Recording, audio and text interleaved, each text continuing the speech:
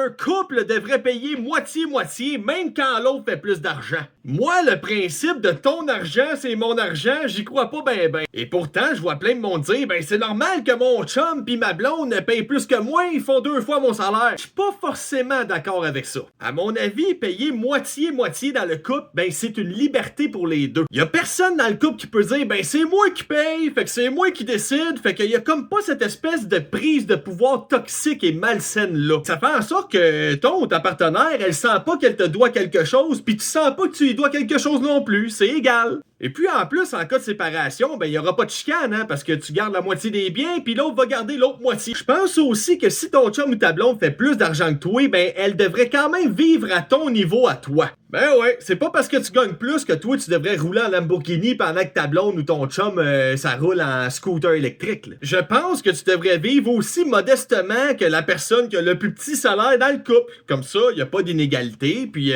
le surplus que t'as, ben là vous pouvez en faire des projets communs comme un voyage, c'est un projet commun. Bon, ben, c'est la personne qui a le plus d'argent qui va le payer. Mais c'est avec le surplus d'argent que tu vas payer ça. La retraite, si vous voulez une retraite ensemble, les deux, que c'est ça, vous voulez les deux.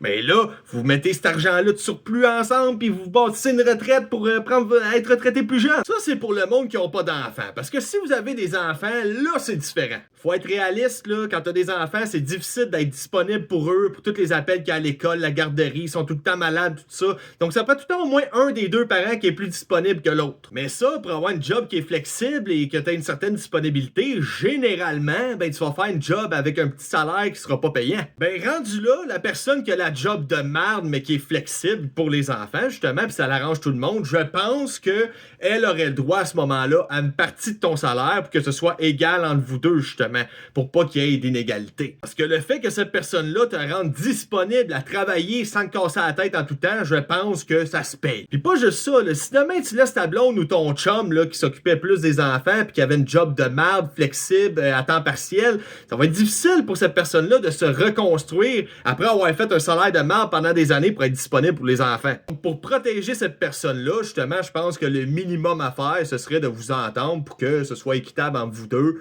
puis que oui, toi, tu ramènes de l'argent, mais cette personne-là, elle n'en manque pas de l'autre côté. Mais outre des ententes familiales du genre là, pour les besoins de la famille, je crois que 50-50, c'est le way to go. Oui, on bâtit les choses ensemble financièrement, mais je pense qu'il faut quand même se garder une certaine liberté. Puis pour moi, la liberté, ça commence par dire, ben, je dois pas quelque chose à ma blonde, mon chum, puis elle ne me doit pas quelque chose. Donc, on paye moitié-moitié, le surplus. On essaie de voir, bon, mais qu'est-ce qui nous arrangerait les deux, puis qui nous plairait le plus, justement, de dépenser pour ou d'économiser pour.